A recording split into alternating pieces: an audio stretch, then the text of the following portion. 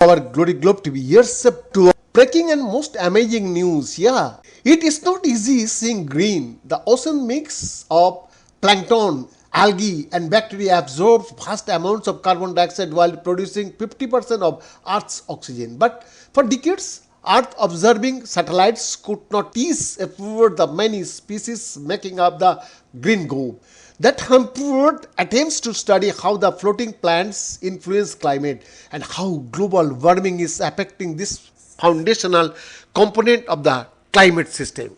The 96, that means 964 million plankton, aerosol, cloud, ocean ecosystems. Space satellite is about to change that after surviving pandemic delays and 4 cancellation attempts by former President Donald Trump's administration. It is set to launch no earlier than 6 February from Cape Canaveral, Florida, aboard a Falcon 9 rockets. Once in orbit, it will probe the plants floating in the ocean as well as the haze of fine particles above it.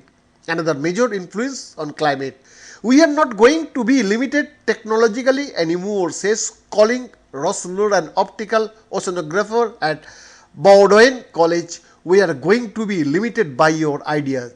The satellite's primary instrument is NASA's first hyperspherical and the cold imager to fly on a major geoscience mission rather than collecting reflecting light in just a few discrete channels like the red, green and blue cones of a human eye.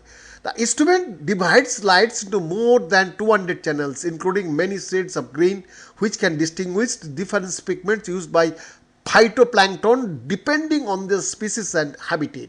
Right now, what we have on orbit is a box of crayons with only 8 crayons, says Jeremy Wardwell, the mission's principal investigator at NASA's Goddard Space Flight Center. With PACE, we are getting a box of crayons with 200 different colors. By studying the mix of phytoplankton species, PACE should help answer a key climate question. Rossler says large phytoplankton which dominate in colder waters are bulwarks of carbon storage.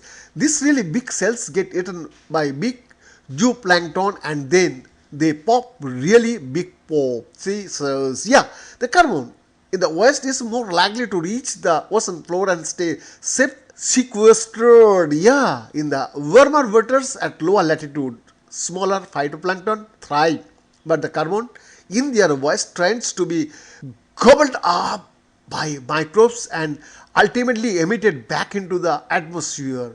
Models have suggested these smaller plankton could expand towards the poles with global warming. PACE could see whether these fears are true or not. Behind the report, Glory Globe TV, Delhi, Bharat.